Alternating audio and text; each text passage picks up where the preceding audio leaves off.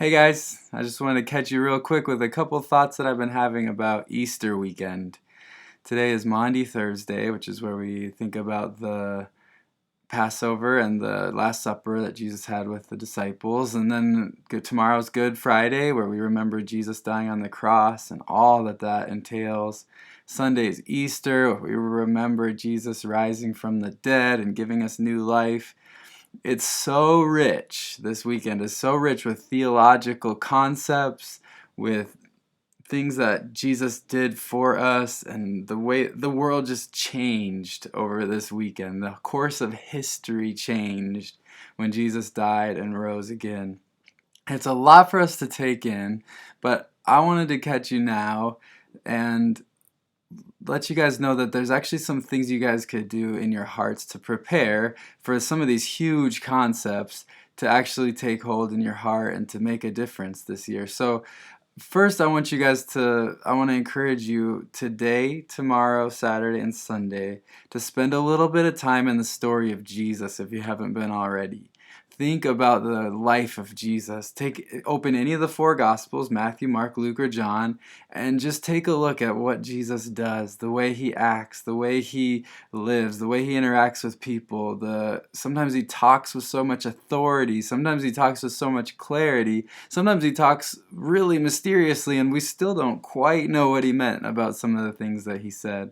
But it's just a beautiful, beautiful story when we dive in. So take some time to resonate with the stories of Jesus.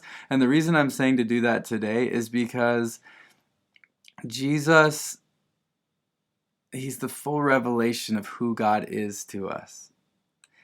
We can't wrap our minds around that, but he is God, and he's God in all of his glory. And when we go to a Good Friday service and an Easter service, if we've spent some time digging our roots deeper into loving Jesus, just falling in love with him all over again, loving him with new ways, understanding him at a new depth, we will celebrate a little bit differently. Like when Jesus dies on the cross and we know him even better, when we remember him dying on the cross, our hearts will hurt a little more, I think.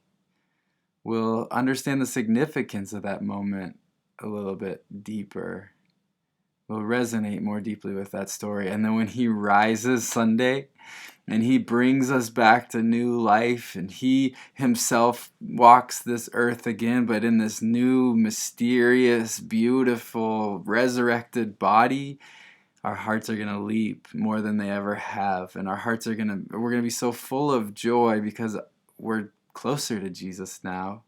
And so the fact that he's back to life and he's alive today will resonate with us even deeper. So resonate with the story of Jesus this today, Thursday, Friday, Saturday, and Sunday, so that as we celebrate his death and resurrection, it means so much more in our own hearts. Second, I want you to take a little bit of time between now and Friday. So whenever you're listening to this, and between now and like Friday night, spend some time just asking God, is there anything you want to say to me right now?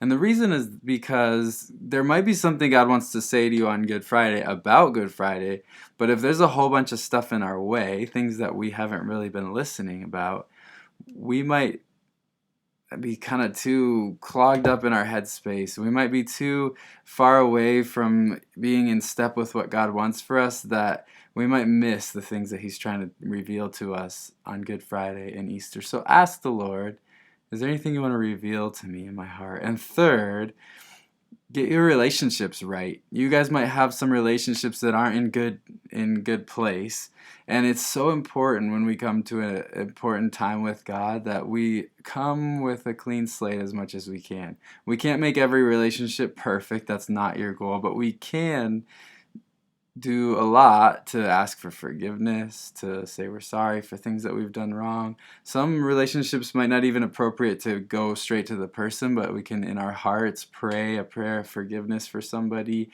release them into the Lord's hands, and even pray for blessings for somebody. So spend a little bit of time asking God, is there any relationships in my life that I need to make right? And then take action steps towards that. And I believe that if you do all these things, you'll have a meaningful Good Friday and Easter weekend. where God will meet you in ways that you've probably never met you before. I am doing that. I've been getting up in the mornings, and every morning this week, Monday, Tuesday, Wednesday, today's Thursday, I've gotten up and I dove a little bit deeper into a story of Jesus, and I thought about it from a new angle and meditated on it. And then I asked God, will you speak to me? Anything you want to say? And there's no pressure there. That's him. That's up to him if he has something to say or not. So it's just making that space available for him to speak. And then, Lord, is there any relationship that you need to make right in my life? And it's been really cool. I'm growing closer to Jesus. I hope my whole life I'm growing closer to Jesus, but I know for sure I am this week because I'm putting in some of that work. So I wanted to challenge you guys and encourage you guys to do the same thing and worship Jesus this weekend in a way that you never have, and resonate with Jesus and relate to Jesus in a way that you never have. And this Easter's going to be amazing. I'm looking forward to it, and I hope you guys are too. Love you all.